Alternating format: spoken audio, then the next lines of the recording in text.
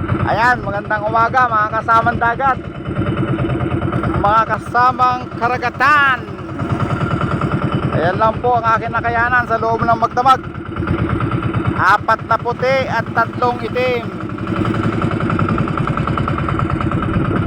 Ang 4 na puti ay nagkaka lang 180 ang kilo.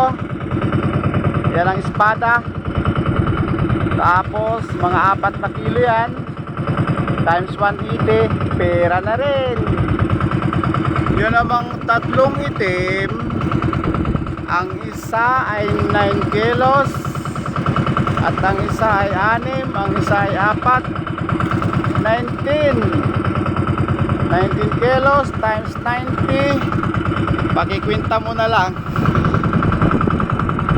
At ayaw kong magulo ang utak ko. Malapit na ako sa timbangan, makakahawak na naman ako ng 3 ulo.